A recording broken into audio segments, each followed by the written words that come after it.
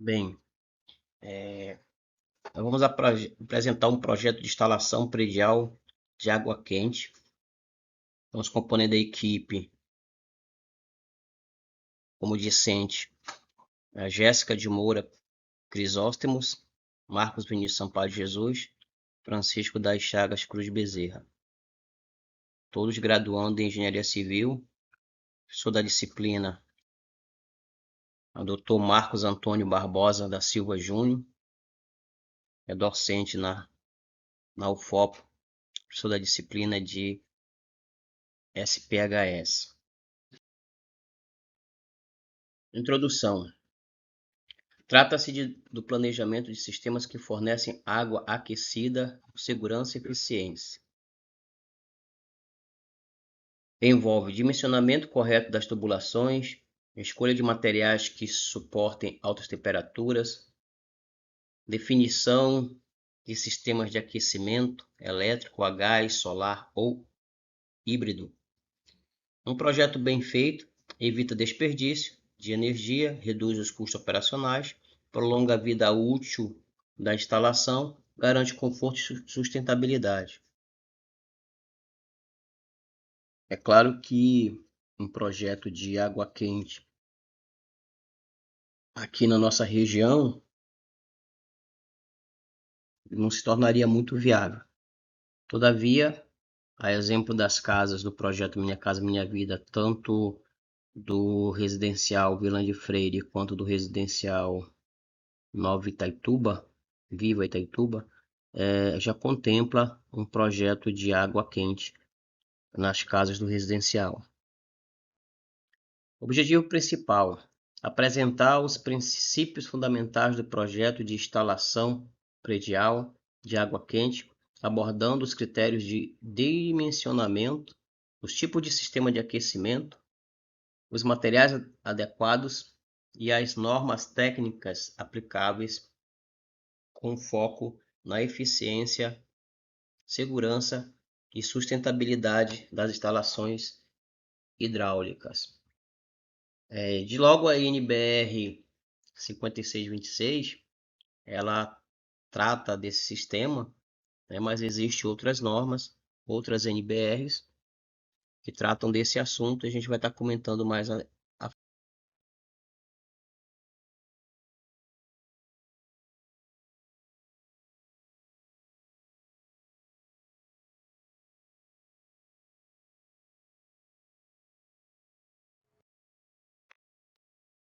alguns conceitos básicos de normatizações. Então, a norma técnica, né, a NBR 2656 de 2020 da ABNT, regula as instalações prediais de água fria e quente e estabelece critério para projeto, execução, operação e manutenção. Garante a segurança, o desempenho e a durabilidade do sistema. Aplica-se às edificações residenciais, comerciais e institucionais.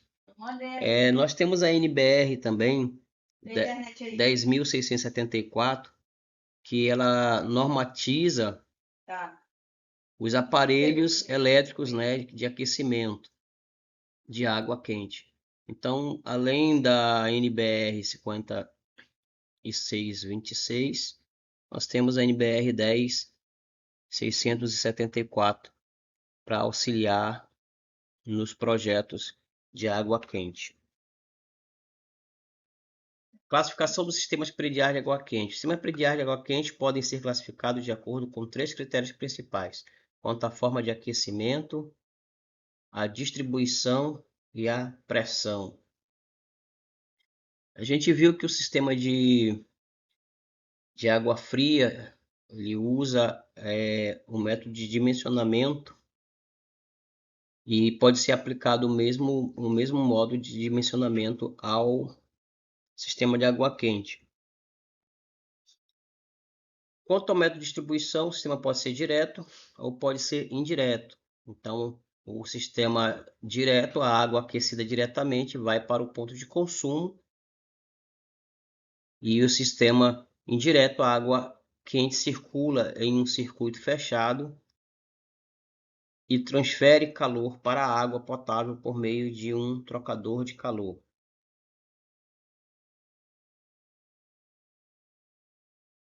Em algumas cidades do sul do país é muito comum o sistema direto de água quente. Já mas a maior parte dos municípios, dos estados usam o sistema indireto. Classificação: sistemas prediais de água quente. Aqui nós temos o sistema individual, refere-se a um sistema onde o aquecimento da água é realizado diretamente no local onde será utilizado como chuveiro e pia. Então aí tem as tubulações de água fria, né, e tem uma tubulação exclusiva para água quente. É muito utilizado nesse caso como material para água quente, né, o cobre, o ferro galvanizado, mas também nós temos a NBR 15884 que fala sobre CPVC, né? E temos a NBR 15939 que fala sobre tubulações plásticas, né? De PEX, entre outros que são utilizados hoje, né? Nos sistemas de água, tanto água fria quanto água quente.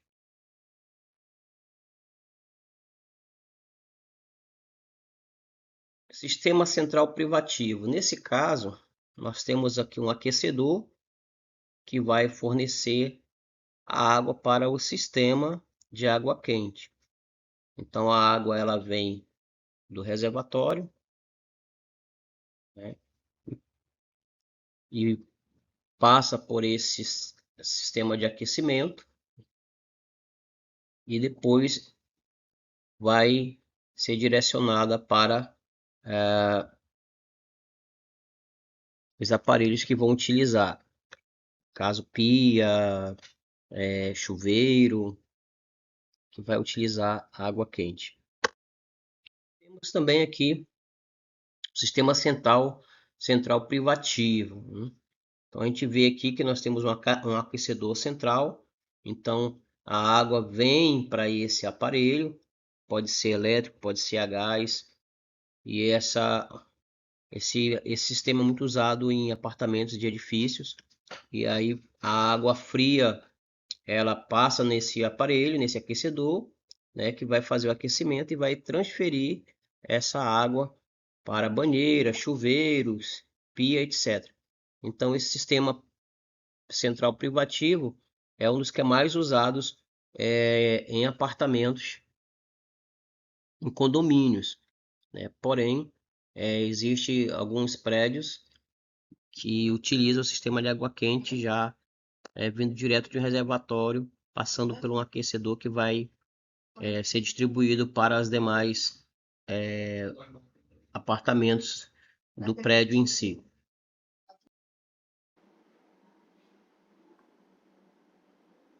Já? Tem certeza? Sim. Então lá vai. Boa tarde. Já? Tem certeza? Sim. Então lá vai.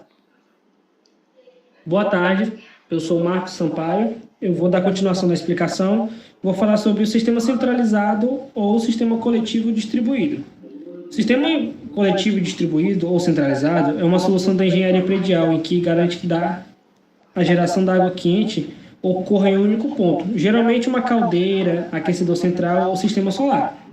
E é então distribuído para os diversos pontos de consumo como banheiros, cozinhas, lavanderias, etc.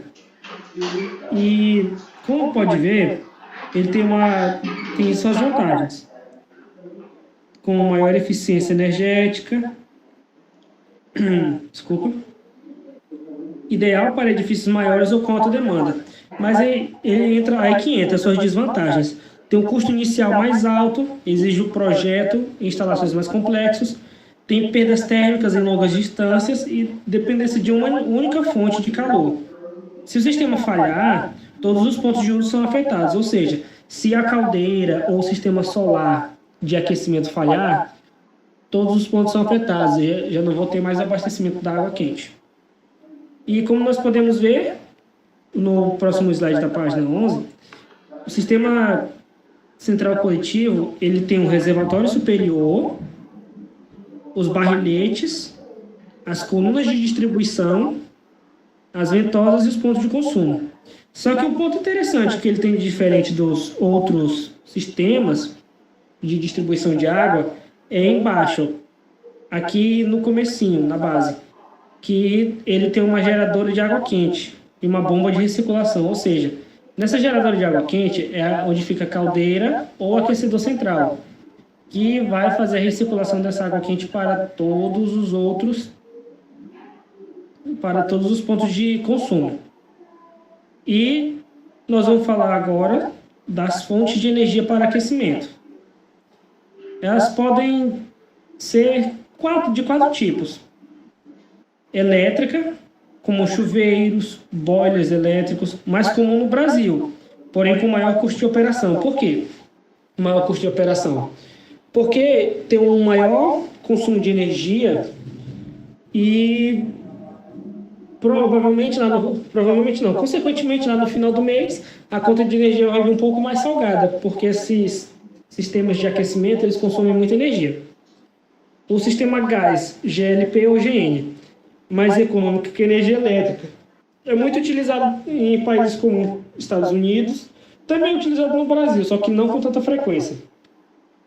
Mas o diferencial do sistema gás GLP ou GN é que o encanamento ele tem que ser totalmente diferente dos outros. Por quê? Porque como ele vai usar uma fonte de calor mais intensa, digamos assim, ele vai ter que utilizar canos de cobre para fazer com que o aquecimento dessa água ocorra de forma, como eu posso falar, de uma forma melhor. E também tem o sistema solar. Energia limpa e renovável pode ser combinada com sistemas auxiliares, boiler elétrico ou a gás. O sistema solar consiste em existe uma espécie de placa solar que fica em cima da casa. Ela tem suas colmeias que fica absorvendo a luz solar e a água fica recirculando. Ela tem meio que serpentinas dentro dela. A água fica recirculando dentro dessa placa solar, recebendo a energia térmica do sol ao decorrer do dia. E fonte de energia para o aquecimento. O aquecedor elétrico, boiler, é ideal para lugares que usam grande quantidade de água ou quando várias pessoas utilizam os pontos como chuveiro em uso simultâneo. Além de aquecer a água, ele também preserva a temperatura, ou seja, ele funciona como um fervedouro e uma caixa térmica. Ele mantém a água naquela temperatura. Tendo em vista que ele é elétrico, ele é um sistema de aquecimento elétrico, a água que vai para dentro dele, ela fica sempre naquela temperatura. Quando ela baixa a temperatura, ou exige o uso dessa água, ele vai lá e aquece essa água novamente. E temos aqui a figura 6, que mostra um sistema de aquecimento solar de água. Como eu falei anteriormente, eu esqueci alguns pontos, né? Mas temos aqui, ó, temos o respiro, a saída do consumo, a alimentação com água fria, o apoio elétrico, retorno, e tem os coletores. Os coletores são onde ele coleta a energia térmica solar, a energia solar para transformar ela em térmica. Ou seja, a água fica recirculando naquelas serpentinas ali dentro e sendo aquecida pelo sol. E, consequentemente, quando tiver a demanda de uso, essa água vai ser utilizada. Uma desvantagem desse sistema é que, quando a água é utilizada, ela vem em alta temperatura constante. Só que a outra desvantagem também é que a temperatura dela não é mantida como o boiler, por exemplo. O boiler, como ele é elétrico, ele mantém a temperatura. O sistema solar de aquecimento, não. Conforme vai decair na noite, a água, consequentemente, vai ficando mais fria. Então, gente, muito obrigado. E aqui se finaliza. Olá, meu nome é Jéssica e eu vou falar sobre os componentes básicos do sistema de água quente. Um sistema de água quente ele é composto por diversos elementos que trabalham juntos para garantir o fornecimento de água aquecida de forma segura, eficiente e contínua. E os principais componentes são o aquecedor, que ele pode ser elétrico, a gás, solar ou híbrido, e é responsável por elevar a temperatura da água para o uso residencial ou comercial. No caso do sistema solar, os coletores solares captam a energia do sol para aquecer a água. O reservatório térmico boiler, ele armazena a água aquecida, mantendo sua temperatura por mais tempo. É isolado termicamente para evitar perdas de calor, importante nos sistemas indiretos ou com aquecimento centralizado. As tubulações também fazem parte do sistema de água quente e elas conduzem a água para os pontos de consumo e devem ser feitas de maneiras com materiais resistentes, de modo a resistir a altas temperaturas e a dilatação térmica, e podem ser de cobre, CPVC ou PEX, ou de polipropileno, PPR. Como acontece o isolamento térmico das tubulações? Usado para minimizar a perda de calor durante o percurso da água até os pontos de consumo. É muito importante em trechos longos ou ambientes frios. As válvulas de controle e segurança incluem válvulas de retenção, registro de gaveta, válvula de alívio e pressão e temperatura, e garantem o controle do sistema e protegem contra superpressão ou superaquecimento. Barrilhete é a tubulação principal que distribui a água quente para os diversos ramais do sistema e geralmente sai do reservatório térmico ou do aquecedor. Os pontos de consumo são os locais onde a água quente será utilizada, como chuveiro, torneira, pias e banheiros.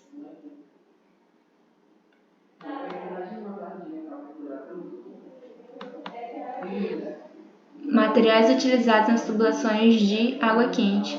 Temos o CPVC, que é o policloreno de vilina clonado, é uso comum em residências e edifícios, e a temperatura máxima é até 80 graus Celsius em uso contínuo. Aqui temos a figura do CPVC e também temos o PPR, polipropileno copolímero random. O sistema de termofusão são soldados por calor e a temperatura máxima que ele suporta é de até 95 graus Celsius. E o cobre, que é o mais utilizado, tradicional, e ele suporta acima de 100 graus Celsius. Aqui estão as nossas referências e muito